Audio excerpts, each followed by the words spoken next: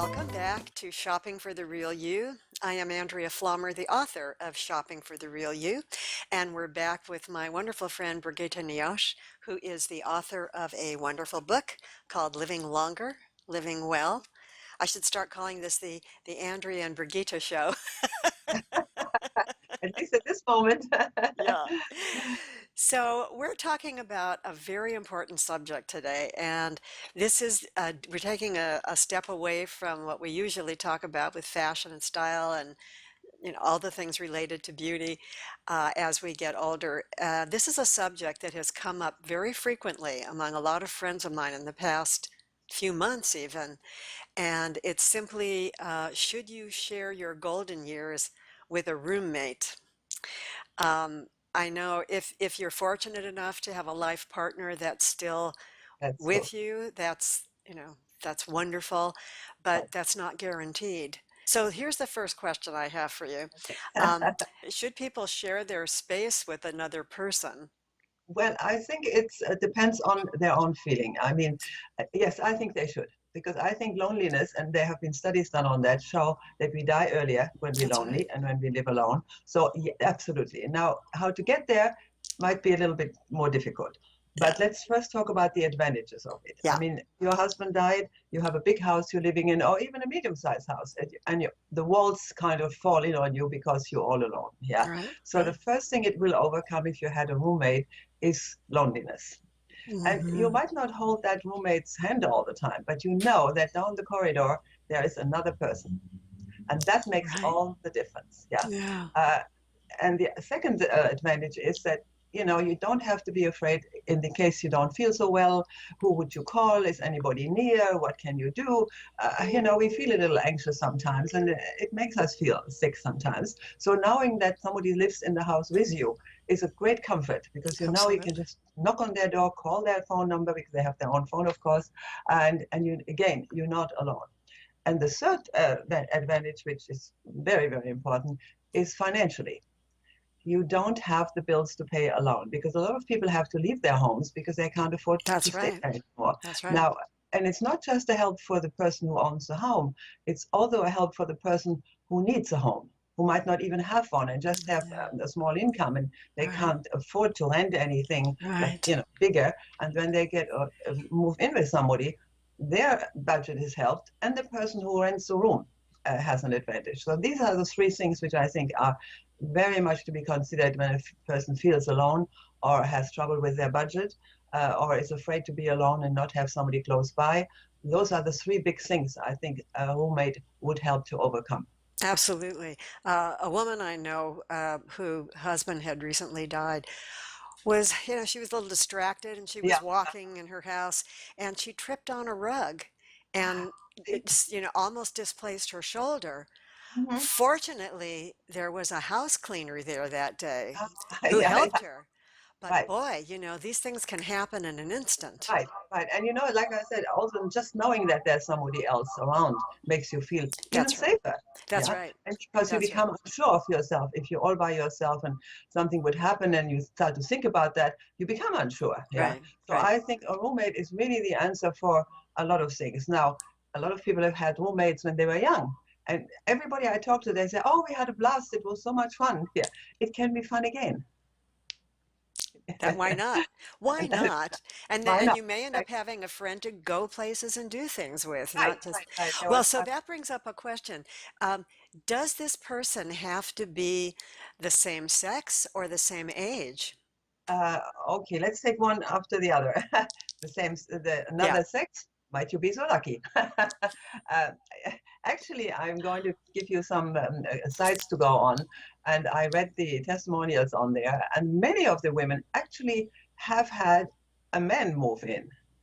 And they said, he's no trouble. He doesn't want anything from me. It's just a friendship, and it's actually wonderful. Because women can get a little testy. They don't like this and they don't like that.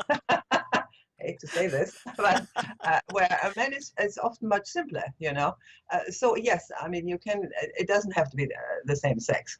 And as far as age is concerned, uh, it doesn't have to be the same age either. Because if it's a young person, many people, especially in New York, I have friends, they find students from other countries. That's Yeah, right. and it's lovely. They come home in the evening and they change your life. They bring the new world into your life. Yeah. So no, it's actually And nice. and It's they a understand how to work technology. Yes, that too, and again, it's a fresh wind. It's like a fresh wind coming into your house. And It's a good many way. of these young people, they also learn from the person they're living with, you see, and it Mhm. makes them even feel a little useful or needed, and that's never a bad feeling. So it doesn't have to be the same sex, and it doesn't have to be the same age either. Yeah, and and there are organizations, again, I don't have one, but if you go online, you will find them where students look for places, you Right. see, Right. they either students or they just got a new job, and in these big cities where they want to work, the lodging is very expensive and very That's rare. right. So there, it's a good place to actually, I was thinking of it the other day. I thought that would be a nice thing to do, and I'm still, I haven't, Yeah. ruled it out. It's just because it's something I think to look forward to, and make you new friends. Yeah.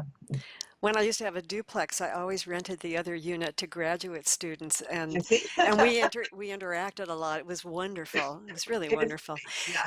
So now, how do you know that you're going to be compatible with this But person? actually, first I have a little bit how to find one. Okay. Because, Okay. yeah, so that is I think the first question. Now you can start to talk in your community to people in the church. If you go to church, Oh, you can talk yes. to people there. You can tell your friends. You can tell acquaintances. Look, I'm looking for a roommate, and that will be a direct way. The other way is there are many sites now, and I'm going to Right. give you two names, and I'm going to hold them up that people can actually read them. Can Girl, you you see? came prepared. Oh, yes. That's great. Roommates.com and silvernest.com. That's wonderful, Brigitte. And when Yeah. you go on these sites, you can read the testimonials of people who have found somebody through that Great. website, Great. and they're very helpful.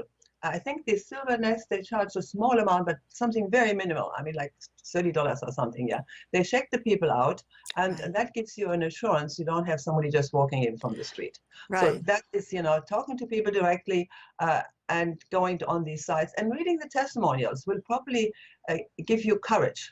Because, if Yes. somebody says, I really hesitated very much, or there was one woman on there, she said, I don't like dogs, and my roommate now, she doesn't like cats. And she said, so when we first met, what are we going to do? And she said, now we said we have to make it work. And she said, now the cat loves the dog and I love her. And That's so, great. so That's I thought it great. was such, an example of how you can adjust, and how you can accept things. I mean, when you were living with your husband, for example, let's say, there were lots of things you had to accept. So why does a roommate now have to be perfect? That's right. We have to give a little, and it's a give and take. Yeah. So that's how you would find somebody. Do Right. a lot of, research and talk to people and go on these sites, read their testimony, ask questions, because they're all open for you to ask questions how that would work. Right. That's the I good. always feel like if you're growing, you're going to keep living, and if you're Yes. living with another human being, you are forced to keep growing. Yeah, yes, you're absolutely right. And your next question was how do you go about if you like them or not? Yeah. Right. Yeah, I think it's very important to meet the person, of course, and then ask a lot of questions. Yeah, You know, that was a big point. I was going to ask you, um, find out who they are, and then you have to be very clear from your side to set rules, don't you? yeah, that's our next. Be coming to that afterwards. Exactly right. It's very important. But actually, when we meet somebody, uh, don't you have immediately the feeling you like them or you don't? That's right. I mean, I was always told, well, you can't judge people that quickly. But and then I became open-minded. I tried. I said, okay, I don't judge that person. Get to know them further. And in the end, I always came back to my first impression. You meet somebody, and there's something about them you like. Yeah, they might not be perfect, but you like them, and I think Right. that's important. And then you I do. meet people, and you think, oops, no. And then you don't have to go much further. Yeah. When it comes to the rules, which was your next question, yes, there have to be rules. Yeah, Right. because like in everything else, if you don't have rules, it won't work. Yeah, and for example, the reaction to the person, like say you meet somebody and you think she is nice or he's nice, and now you state the rules. Their reaction to the house rules will let you know how easygoing they would be. Very good. You see, and now the questions which you have to ask. First of all, a house should never be bought by two people together. There have been cases where people bought a house together or a condo. No, it has to be one owner, because that one owner gives you the chance to write a lease. You see, Mm, because you have to write a lease with that person, and the lease guarantees you and that person moving in that there is an out, right, that you don't have to stay there forever. You know that there is a like so the ownership of that's one right. person and a lease. You know that let's say the person has signed the lease and she doesn't like it, and you can say we write a lease for 6 months or for a year, but that person knows at the end of that lease she can walk. She can get out without hassle, without having to explain. I'm just not Right, renewing my lease. And the right, same goes for the owner. They can right. say, I don't want to, renew this lease, and then there are no hard feelings.